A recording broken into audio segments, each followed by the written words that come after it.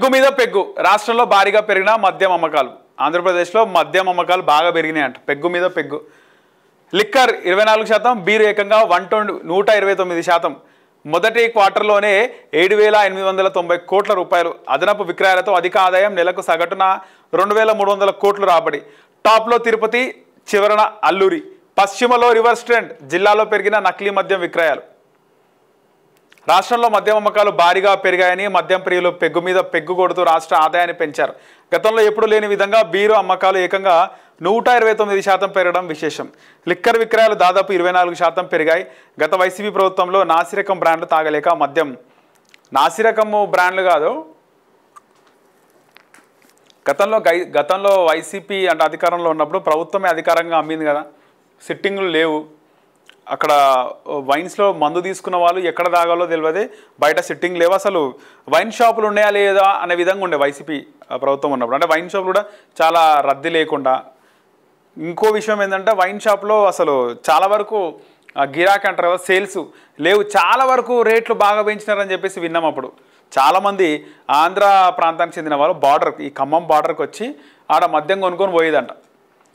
చాలా వరకు రేట్లు పెంచడం, రకరకాల బ్రాండ్లు, నాసిరకం బ్రాండ్లు అని అంటున్నారు.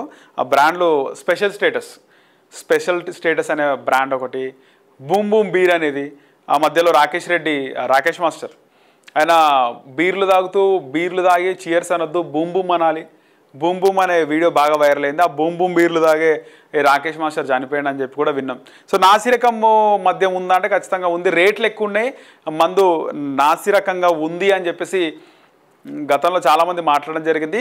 లేబర్లు ఎంతున్నా కూడా జగన్మోహన్ రెడ్డి ఏమన్నాడు, మందు రేటు పెంచితే తాగకుండా ఉంటారు, ఆ రేట్లు పెరిగినాయి కదా, అన్ని డబ్బులు మేము ఎందుకు పెట్టాలి మందుకి అని మందు బంద్ చేస్తారు, మందు మానేస్తారు, అందుకే మేము ఈ విధంగా విడతల వారీగా మద్యపాన నిషేధం చేస్తాము అని చెప్పి అక్కడ జగన్మోహన్ రెడ్డి చెప్పిండు.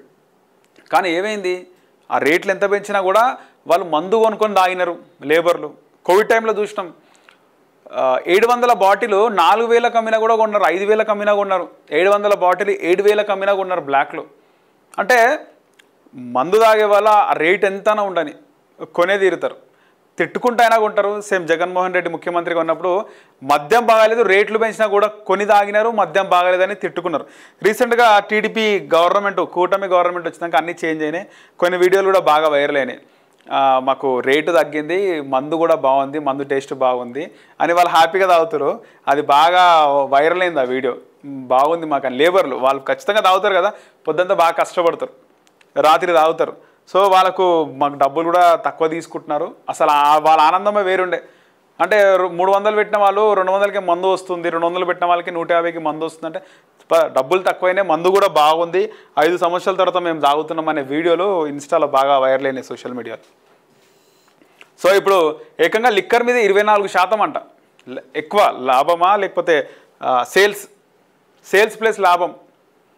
బీర్ పైన అయితే 129%, 129%, 100% కూడా 129% పెరిగిందంట. ప్రభుత్వానికి అయితే ఆదాయం కదా.